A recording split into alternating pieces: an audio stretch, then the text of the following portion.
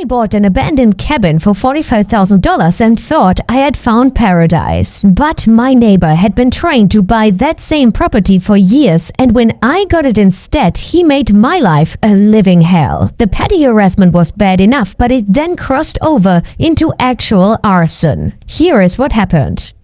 And the title story starts like this. I'd been working remotely for a few years and saving money, and I liked the idea of living somewhere self-sufficient but not completely isolated. Around early spring of 2019, I found this small log cabin on 40 acres of land about an hour outside of a small town. The place had been sitting empty for almost a decade, with the previous owner having passed away without close family. Eventually, after years in probate, with no heirs willing to take it on, it ended up with the county for back taxes. After the required notice period, it went to public tax auction. I put in a bid of $45,000, which was basically all my savings that I was willing to spend on it. I didn't think I would get it, but I did. The roof needed some work, the well pump was shot, and it had mice, but the structure itself was solid. It had solar panels, an old propane tank, and a basic septic setup. It was not perfect, but for me, it was practical. A few repairs and I could live there for cheap while fixing it up myself. I closed on it in March 2019 and started moving in immediately. By buying this property cheap, I could dedicate most of my savings into making improvements to the house instead,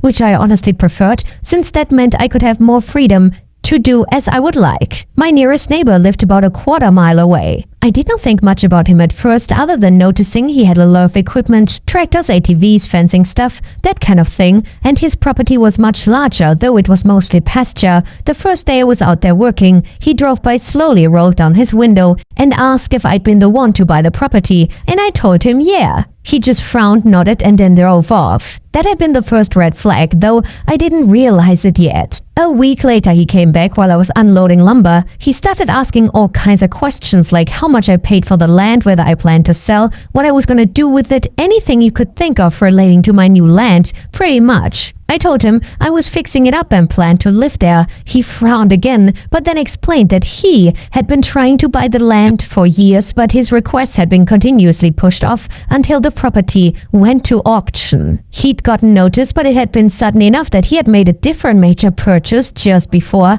leaving him with insufficient funds to win the auction. I tried to be polite. I said something about how my timing must have just been good, a bit of a joke, since he didn't seem to be in the best mood. But he didn't laugh. He just said, "Guess so," and drove off again. From there, it started to get weird. Within a couple of weeks, he began doing some petty stuff. He parked his truck halfway across the shared dirt access road one morning when I was trying to bring in gravel. It was not technically his land, but it ran between our properties and he used it too. When I asked him to move, he acted confused and said that he was just taking a break, whatever that meant. Another time I found deep tire tracks through the edge of my lot where someone had driven through after the rain. I didn't see him do it, but the tracks led back towards his fence line. Then came the gossip around the nearby small town. The local hardware store clerk, who's friendly with everyone, casually mentioned something about how the neighbor had been saying that I was out there running some kind of illegal dumping site. Apparently he told people that I was burying trash and poisoning the creek because I had a compost pile and some scrap wood out back. Totally insane and obviously false. I laughed it off at first, but then one afternoon, a sheriff's deputy actually showed up responding to a complaint about so-called unauthorized dumping. He took one look, saw a couple bags of soil and some wood pellets, and apologized for wasting my time. He left without raising any fuss, but I had a bad feeling that I knew who was behind the sheriff taking a sudden interest in my property. Every time I thought about confronting him, I remembered the look he gave me that first day, like I had taken something away that belonged to him. I'll admit, I was a little wary, but I also was not gonna let him run me off my own land. I kept my distance and focused on the work that needed doing. By June, I had it looking halfway decent. I replaced the roof, got some fresh solar batteries installed, upgraded the old solar system, and even started a small garden. The well pump took some tinkering, but I got it working again. Living off-grids genuinely felt good. I would get up with the sun, work outside, cook over propane, and just exist. I had to haul water for the first month, and I got the well sorted, and winters were going to be rough with just a wood stove, but that was part of what I signed up for. And by the way, guys, just to quickly interject here, that kind of off-grid living, I'm curious, would you be interested in that kind of stuff too? Let me know in the comments, and while you're at it, please don't forget to give me a like and a comment because that would help me tremendously. Anyway, I rarely saw anyone except when I went into town for supplies. But then the harassment started getting bolder. One morning I woke up to find my mailbox smashed and the post bent over. Another day I came back from town and found the gate to my property open, the lock broken. I reported both incidents to the sheriff's office, but the deputy basically said unless I had proof or cameras, there was not much they could do.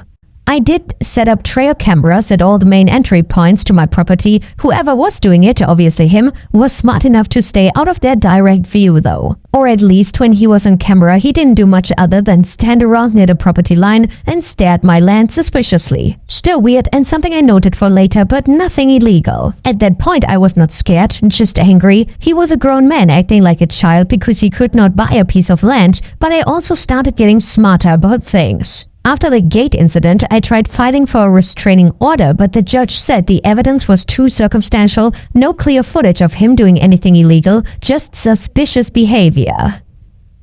The judge suggested documenting everything and coming back if things escalated, and well, looking back, I wish I had pushed harder, but at the time I thought the legal system would protect me if I just followed the process. What the neighbor did not know was that after the judge turned down the restraining order, I'd gotten in touch with a local private investigator who specializes in property disputes. It was not cheap, but at that point I was genuinely worried things would get worse, and on his advice I installed multiple hidden cameras beyond my obvious trail cams, including one disguised as a bird feeder pointed directly at the access road and another one in a fake electrical box on a tree. These were higher quality than the trail cams and ran on a cellular connection that uploaded footage to cloud storage in real time. The last straw before things went really bad was when he parked an old hay baler in the middle of the road for 2 days, blocking delivery trucks from reaching my place. I had to call the sheriff to get him to move it. He played dumb again, said something about how it had broken down right there.